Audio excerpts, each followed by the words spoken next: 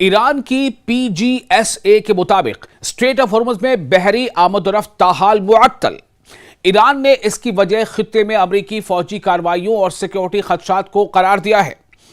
इस वक्त की बड़ी खबर आपको दे रहे हैं। फिर से एक बार स्ट्रेट ऑफ हॉर्मुज में एक बड़ा बुहरान, एक बड़ा स्टेलमेट कह सकते हैं, संकट कह सकते हैं। आप देख रहे हैं न्यूज़ 18 का सोशल मीडिया प्लेटफॉर्म। मैं हूं विशाल आजम। एक अहम पेशरफ्त में ईरान की पर्शियन गल्फ स्ट्रेट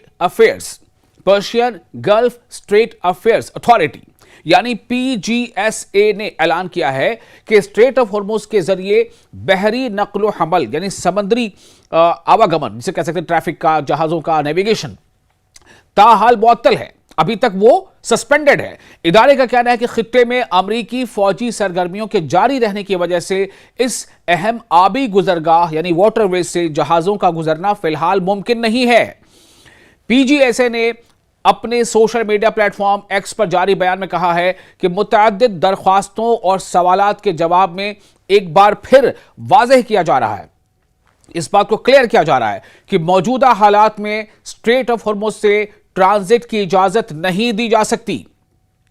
ईरानी हुक्काम के मुताबिक जब खित्ते में सूरत हाल मामूल पर आ जाएगी और इस्तेहकाम बहाल होगा, स्टेबिलिटी आ जाएगी, तो तमाम दरख्वास्तों का जायजा उनके वसूली के मुताबिक लिया जाएगा और मरहलावार यानी फेज वाइज इजाजतनामे जारी किए जाएंगे।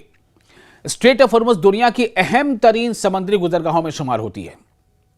खलीज फारस यानी पर्शियन गल्फ को आलमी समुद्री रास्तों से जोड़ने वाली यानी वर्ल्ड सी रूट से जोड़ने वाली ये वाटरवेज, ये सी रूट इंटरनेशनल एनर्जी ट्रेड के लिए बहुत ही अहम समझी जाती है।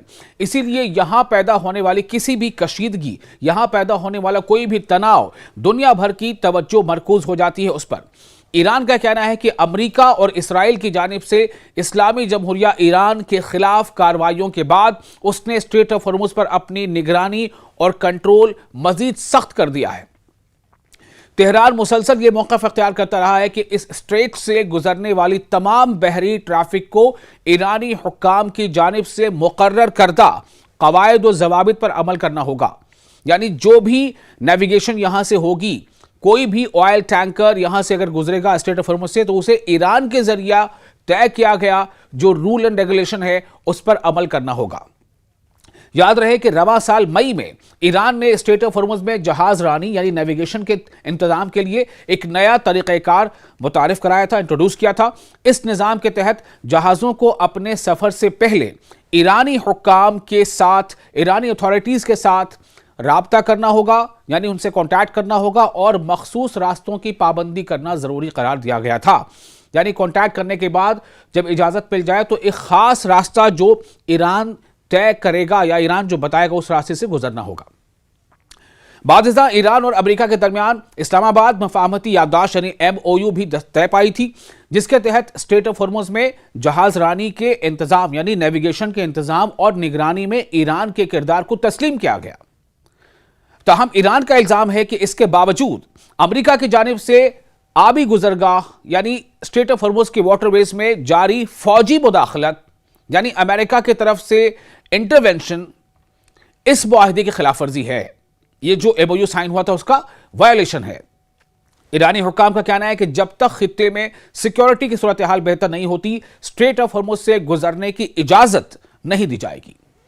दूसरी जानिब आलमी सतह पर इस पेशरफ्त को तवानाई सप्लाई यानी एनर्जी सप्लाई, शिपिंग और इलाकाई इस्तेहकाम के तनाजुर में अहम करार दिया जा रहा है। अब देखना यह होगा कि आने वाले दिनों में रीजन की सूरत हाल किस समत जाती है और स्ट्रेट ऑफ हॉर्मुज में बहरी आमदोरफ्त कब बहाल हो पाती है। यह काफी अहम सवाल है।